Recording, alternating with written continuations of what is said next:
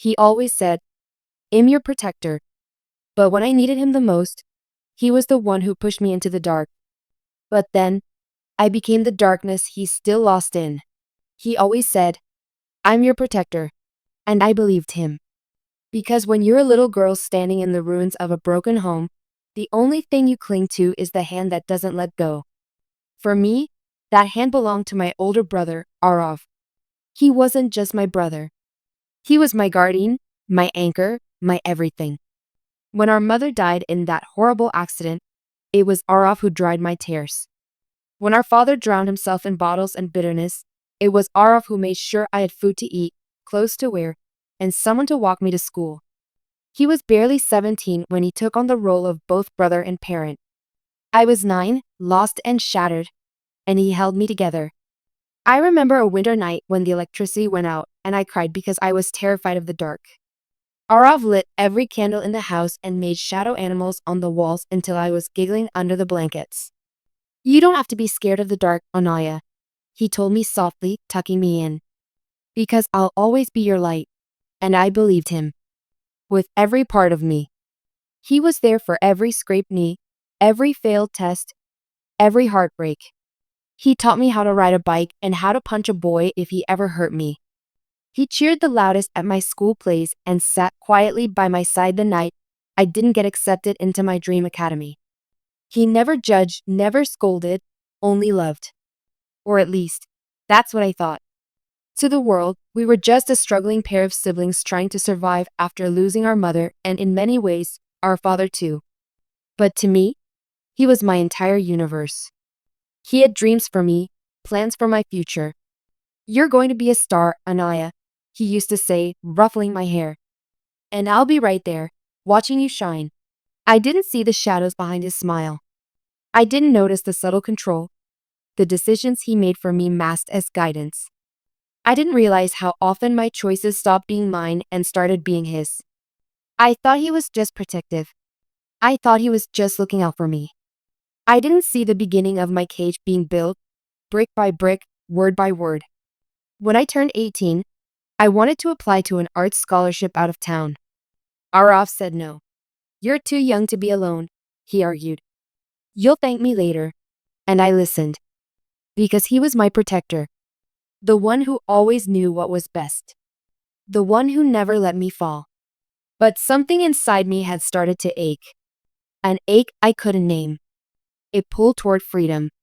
And a voice, still faint, whispering, why don't your dreams matter? Why are your wings still clipped? But I silenced that voice.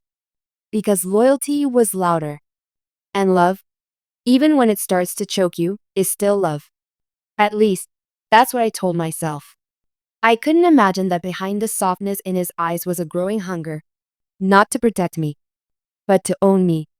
I didn't know that the same brother who wiped away my tears would one day be the reason I cried alone in a place so dark, no light could reach. I didn't know yet, but soon, I would. And the truth would cut deeper than anything I'd ever felt before. It started with little things. Subtle glances. Quiet decisions made in my name without ever asking me. I remember the first time I tried to talk to a boy in college, Karen. He wasn't anything serious. Just a classmate who shared his notes and laughed at my bad jokes. When Arav saw a photo of us in a group selfie, his face shifted. Not with anger, but something colder. Something calculated. Who's that? He asked, too casually. I told him. I laughed it off. But he didn't. You should be careful around boys like him, he said, voice sharp like a warning wrapped in concern. They only want one thing, Anaya. I'm just looking out for you. Looking out. That's what he always said. Even when he hacked into my messages. Even when he showed up outside my college unannounced. Even when Karen stopped talking to me completely the next week after Arav visited him. I'm your brother, he said when I confronted him. I'm just protecting you. You'll understand one day. Understand what? That I wasn't allowed to make my own friends? That every connection I tried to build would be strangled by his protection? Still, I stayed quiet. Because arguing with Arav never felt like a fight. It felt like betrayal. And I had spent my whole life convincing myself that he was the only person I could ever truly trust. But deep down, cracks had begun to form. He'd always told me not to talk to our extended family.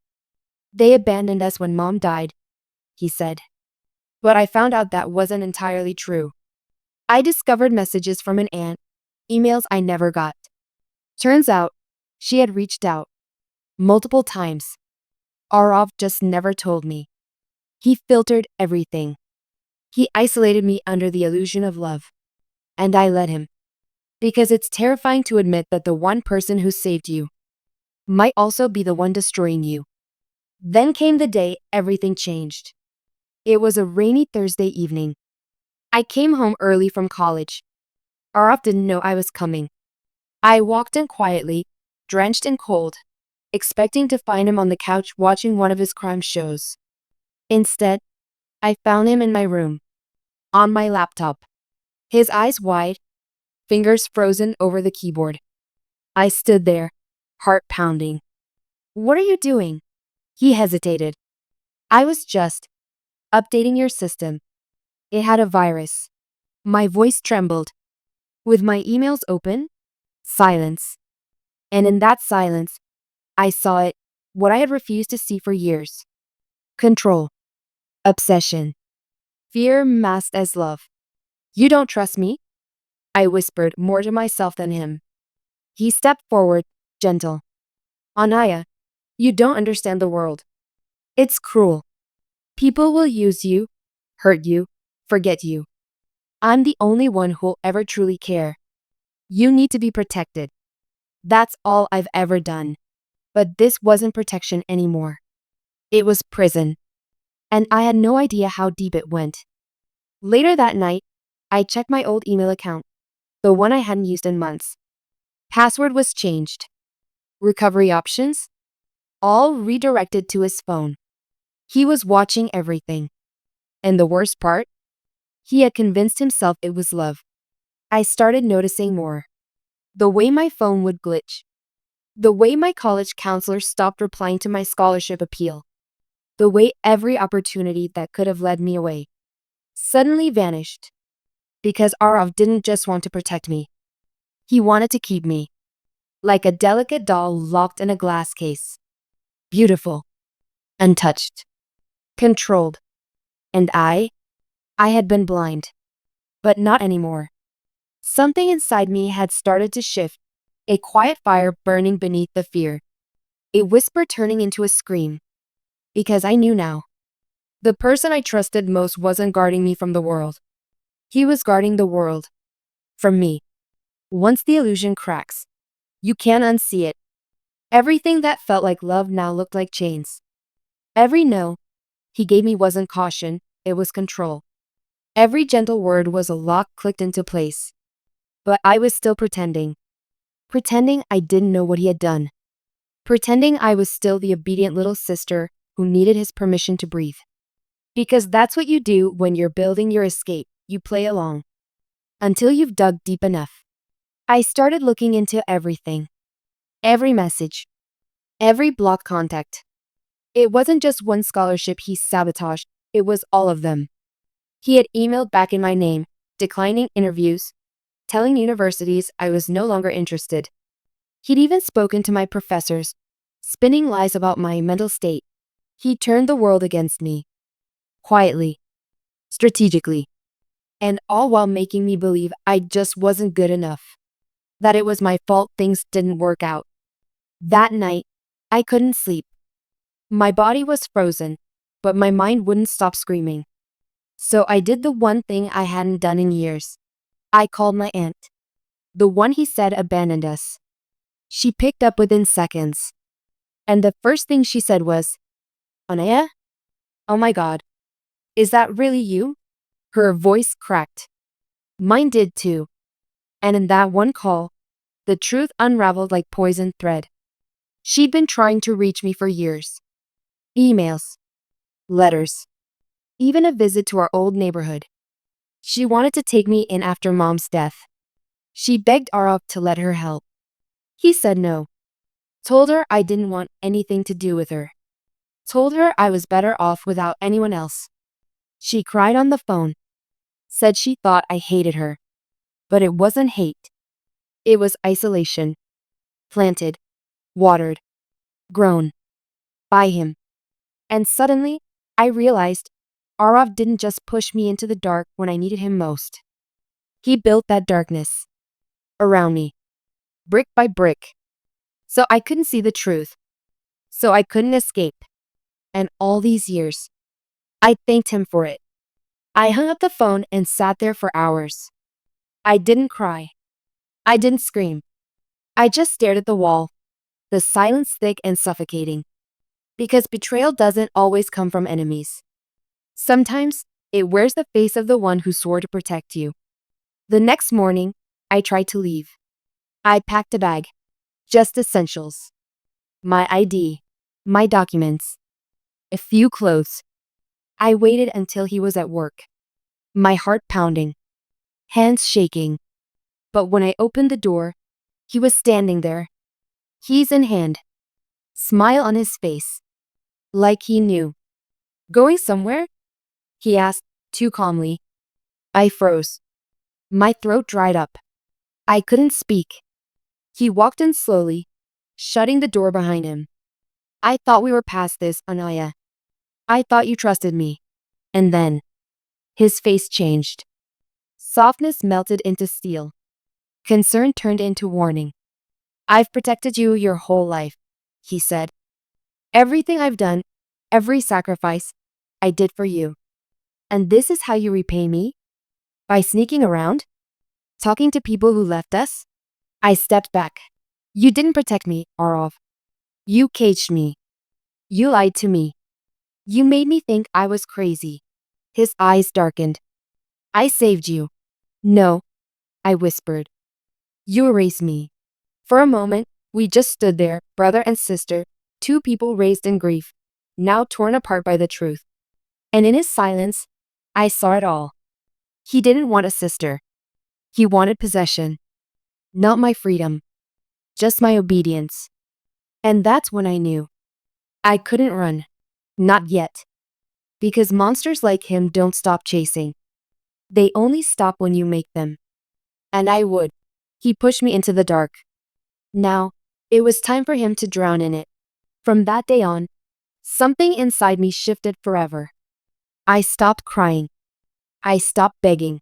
And I stopped hoping that the brother I once loved would come back. Because I finally saw him for what he truly was. Not my protector, not my guardian. He was the lock on my cage. And I was done being the prisoner. But I couldn't just leave. Not yet. Because freedom meant more than escape. It meant making sure he could never do this to anyone else again. So I became quiet. Controlled. Measured. I let him believe I'd surrendered again. I smiled when he asked how my day was. I nodded when he suggested what I should wear. I even pretended to delete my aunt's number when he accidentally caught me texting her. And slowly, I began to dig. I went through his drawers while he slept. I copied his phone contacts. I found burner accounts, alternate emails, and hidden chat logs, some of them with fake names. Identities he used to block scholarships in my name. One file made my blood run cold. It was labeled Plan B. Inside, there were fake psychiatric notes. A forged doctor's signature. Records stating I'd had breakdowns, delusions, and episodes I never remembered. And at the bottom of it all, a statement, typed but never signed. Due to my sister's unstable mental health, I request legal guardianship until she is deemed fit to live independently. That's when I realized he wasn't just keeping me close. He was preparing to lock me away permanently. And in that moment, any remaining love I had for him died.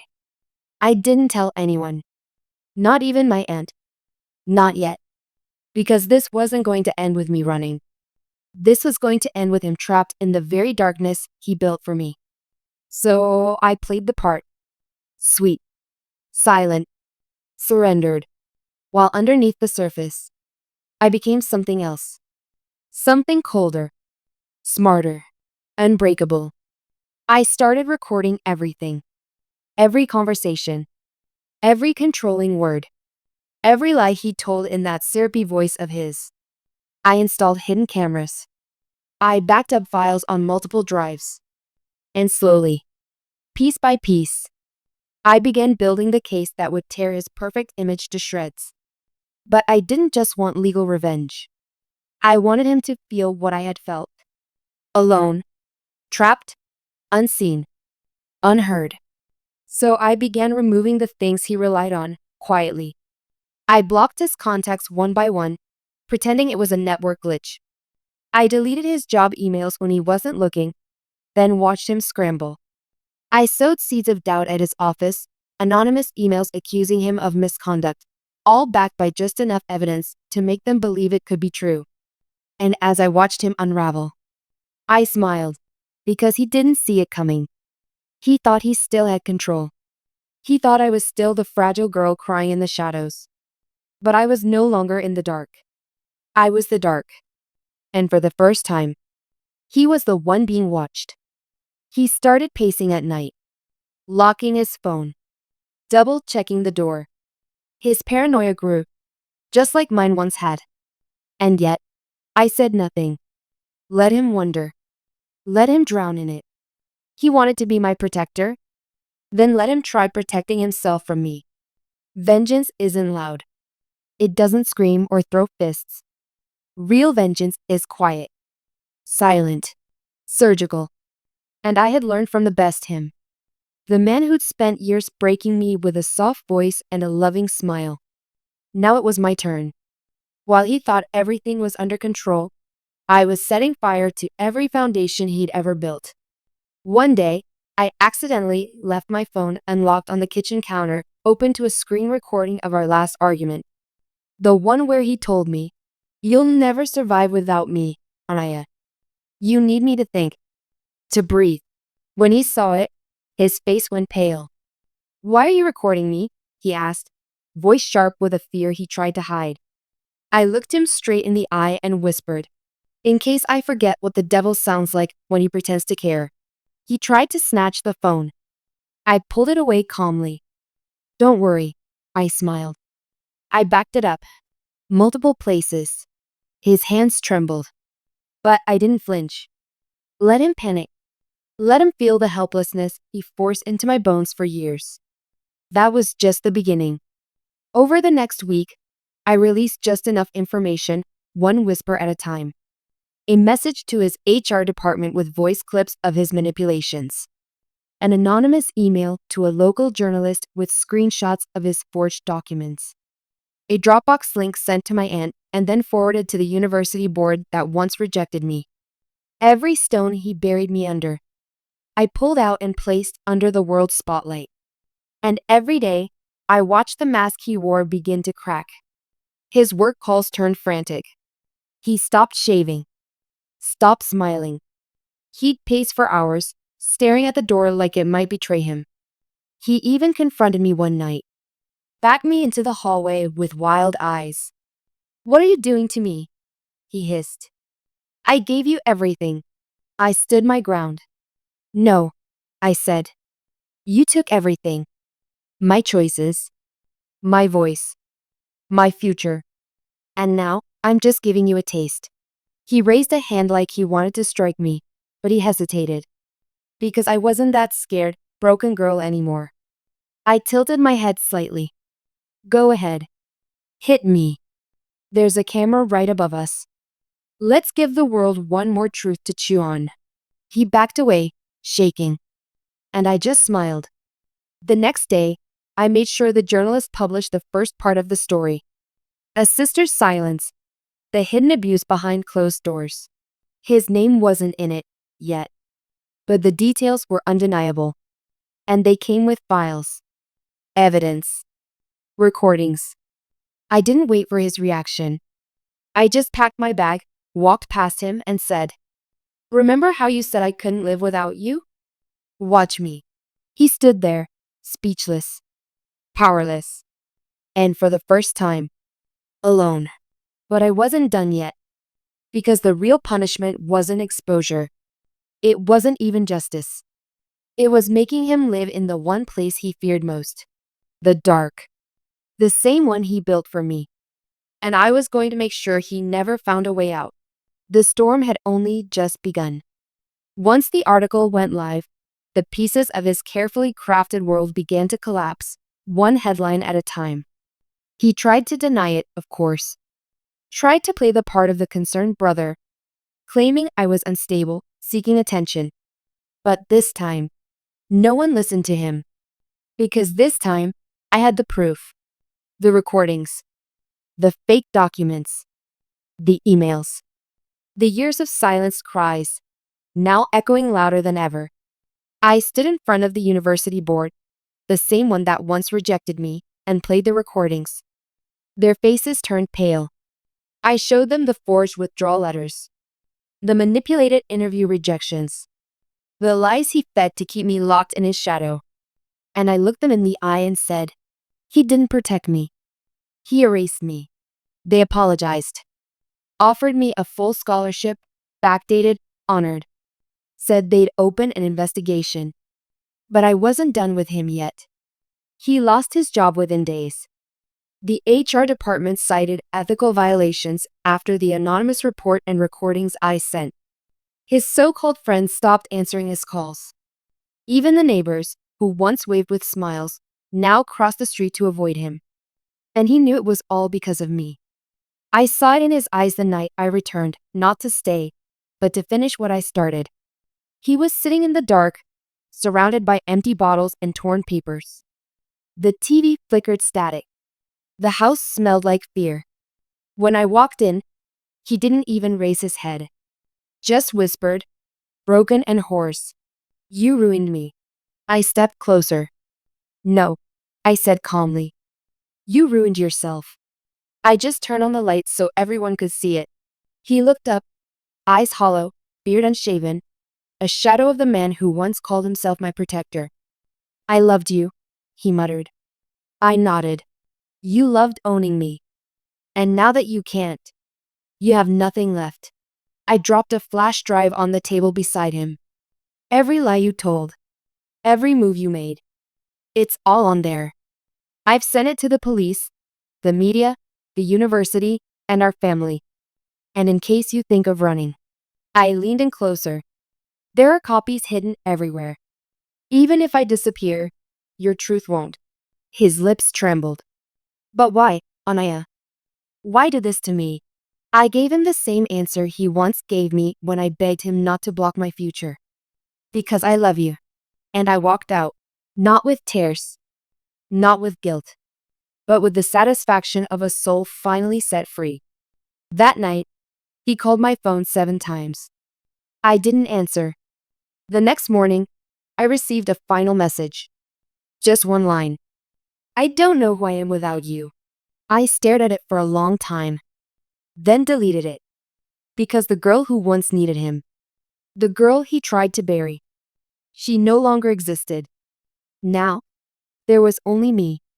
The storm he created, the shadow he feared, the darkness he could never outrun.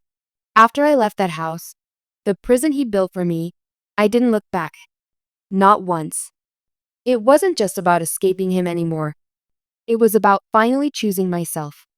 I moved into a small apartment near campus, funded by the scholarship I should have had years ago. My aunt helped me furnish it, smiling like she had waited her whole life to see me breathe freely. And for the first time in years, I did. I walked under the open sky and felt the sun on my face without fear. I slept with the lights off, not because I was afraid of the dark, but because now, I was the dark. Classes began. I sat in lecture halls filled with bright minds, and I realized something painful and beautiful at the same time. I was never stupid, never unworthy. I was just silenced. But not anymore. Every essay I wrote carried the weight of my past and the fire of my rebirth. Every exam I passed was a quiet act of defiance. I joined clubs, made friends, started laughing again, softly at first, then louder, without apology. And yet, sometimes, late at night, I'd still feel him. Not his presence, but the imprint he left. The way his voice echoed when I second-guessed myself. The flicker of panic when someone knocked too hard on the door. But instead of shrinking, I faced it. I wrote it down, spoke about it, turned my scars into speeches, my silence into stories. The university asked me to share my journey during a women's safety seminar. I stood before a hall full of strangers and said, "Sometimes, the people who swear to protect us are the very ones we need protection from. But strength isn't just leaving them. It's becoming someone they can never hurt again." The room went still, and I saw tears, not just in the crowd, but in the eyes of other girls who, like me, had been broken quietly. That day, I made a vow. I wouldn't just rebuild my life. I'd help others rebuild theirs too. I started a support group, anonymous at first. But slowly, women and even some men came forward. Whispers turned to voices. Fear turned to fury. And pain turned to purpose. All the while, his world continued to crumble. I heard he moved back in with distant relatives. He no longer spoke in public. No job. No future. Just a man haunted by his own reflection. A reflection that looked more like me with each passing day. He tried to reach out once more. Sent a letter through a mutual friend. It said, "You turned everyone against me. You ruined my life. Are you proud?" I folded the letter, smiled, and whispered to myself, "No, I'm free." That's enough. Because revenge didn't come with sirens or screams.